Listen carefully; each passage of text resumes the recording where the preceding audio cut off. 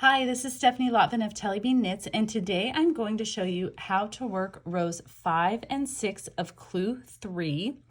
And you can see that I have completed rows 1 through 4. I'm ready for row 5. I have the right side of my work facing me, and I'm working with significantly fewer stitches that you will be working on your cowl because I'm working a single pattern repeat.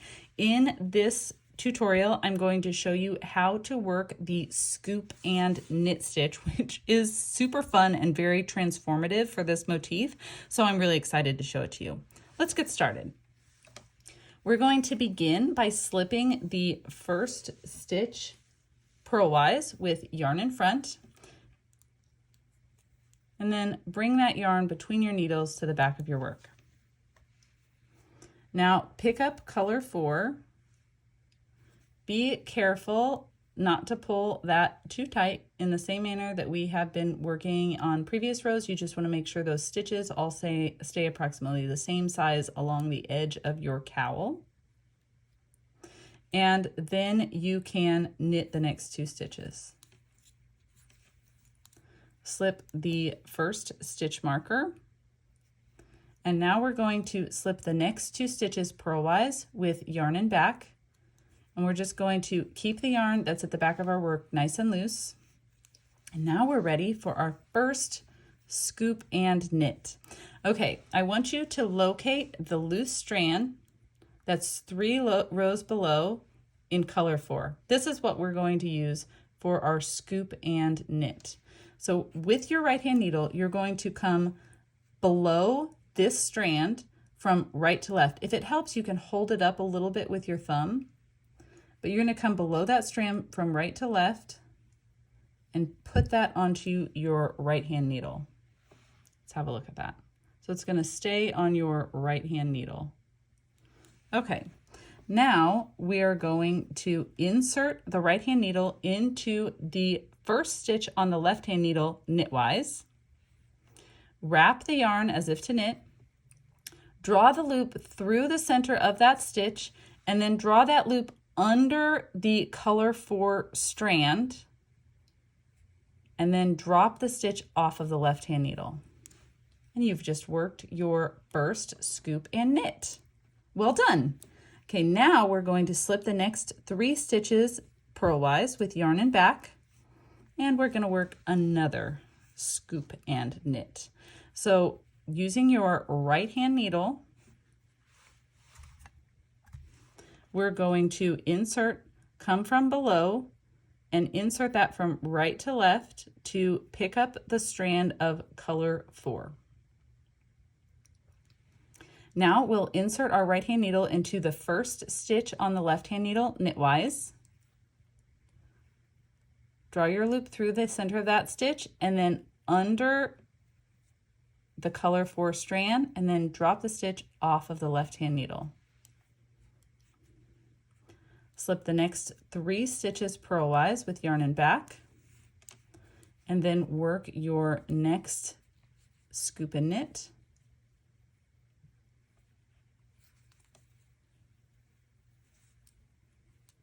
Slip the next 2 stitches purlwise with yarn and back. Let me just show you how loose the strands are on the wrong side of my work. See, I'm keeping those nice and loose. You can spread those stitches out to make sure that they are going to give you enough stretch. And now we are at our center stitch. We're going to slip that next stitch marker. And for the center stitch, we are going to work a double wrap knit stitch. So we're just going to insert our needle knitwise, wrap once, twice, bring your needle through, and you can see there are 2 wraps coming off of that central knit stitch. Again, slip the next stitch marker, and then we'll slip the next 2 stitches purlwise with yarn and back, and we'll work a scoop and knit. So scoop, knit, slip the next 3 stitches purlwise, scoop, knit, slip the next 3 stitches purlwise, scoop, knit, and then slip the last 2 stitches purlwise with yarn and back. You see all of our loose strands at the back of our work. Slip the final stitch marker, knit 2, and knit 2 together. Before I turn this to the wrong side of my work, let me just go ahead and show you what that looks like on the right side after we've completed row 5. It's really cute. All right, now we're gonna flip this to the wrong side of our work so we can work row 6.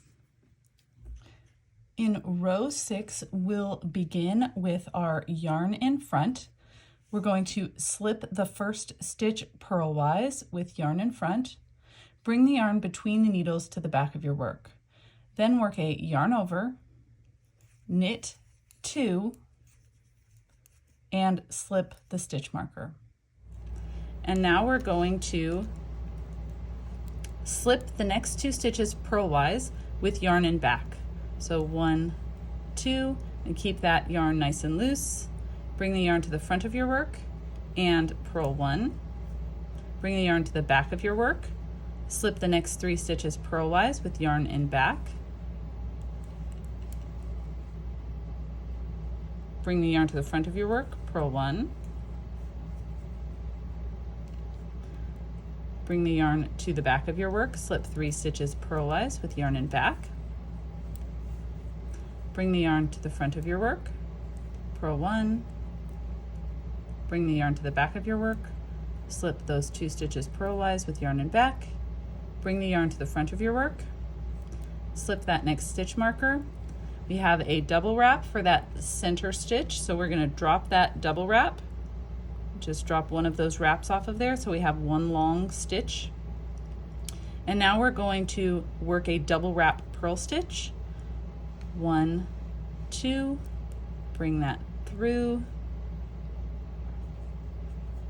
to create an elongated stitch below, and then what will be an elongated stitch later. Slip the next stitch marker. Bring the yarn to the back of our work. Slip 2 purlwise with yarn in back. Bring the yarn to the front of your work, purl 1. Bring the yarn to the back of your work. Slip 3 purlwise with yarn in back. Bring the yarn to the front of your work, purl 1. Bring the yarn to the back of your work. Slip 3 stitches purlwise with yarn in back. Bring the yarn to the front of your work, purl 1. Remember to be spreading out those stitches if you need that.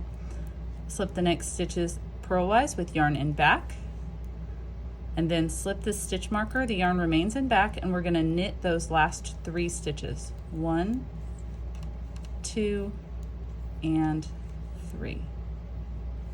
Now let me flip this over. So actually, let's look at the wrong side first. So you can see on the wrong side, we've got some loose strands on the wrong side too. And then we're going to flip this to the right side of our work. See what that looks like now that we've completed row 6. You can see we have loose strands on the right side of our work. We have worked some really fun scoop and knit stitches to start establishing that motif, and we are ready for row 7. I think you have all of the fundamentals necessary, all of the stitches, and a good sense of how to complete this clue. So I will let you carry on without me, but always feel free to reach out if you have any questions about how to work any of the rows in any of the clues, because I'm always happy to help. Thank you so much for watching the tutorial. I really appreciate it.